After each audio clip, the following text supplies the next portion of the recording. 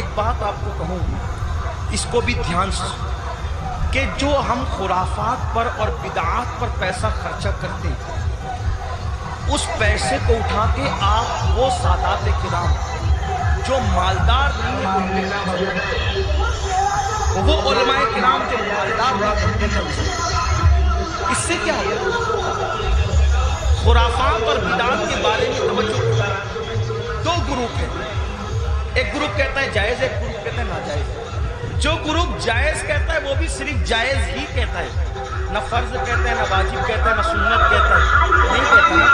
جو جائز ثابت بھی کر لے خرافات کو، وہ صرف جائز ہی کہہ سکے گا، فرض نہیں، واجب نہیں کہہ سکے گا۔ لیکن بھائیوں، اپنے مسلمان بھائی کی مدد کرنا وہ اللہ نے ہم کو فرض نہیں، بلکہ یہاں تک فرمایا کہ جب تک اپنے مسلمان بھائی کی مدد کرتے رہو گے اللہ تمہاری مدد کرے گا۔ اور آپ کو بتاؤں، خاص طور پہ سادات کی خدمت، وہ جو مالدار نہیں ہے، مستحق ہے، یہ نہیں کہتا غریب ہے، میرے اندر اتنی ہمت نہیں کہ میں کسی سید کو غریب کہوں، لیکن سادات جو مالدار نہیں ہے، مالدار اگر آپ ان کی خدمت کریں تو ہوگا کیا؟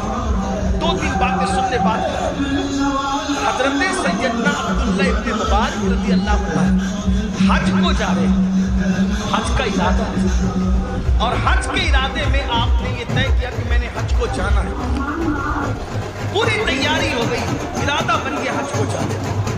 عبداللہ ابن مبارک کو پتا چلا کہ میرے پڑوس میں ایک سید صاحب رہتے ہیں، اور وہ اس وقت تھوڑا پریشان حال ہے، حالات کے ستائے ہوئے اور حالات کے مارے ہوئے۔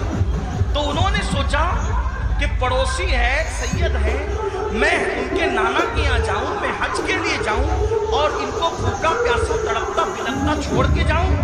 تو انہوں نے کیا کیا، اس سال حج نہیں کریں گے، انشاءاللہ آئندہ پھر کبھی دیکھیں گے، حج کی پوری رقم اٹھا کر اس سید صاحب کو دے دیا، اور اس کے بعد آنسو پوچھتے ہوئے اب صبر کرتے ہوئے رہ گئے۔ جب حج سے قافلہ واپس آیا تو لوگ ملاقات کرتے تھے، تو عبداللہ ابن مبارک لوگوں کو کہتے تھے مبارک ہو حج، تو لوگ بھی کہتے تھے عبداللہ آپ کو بھی مبارک ہو، آپ کو بھی مبارک ہو۔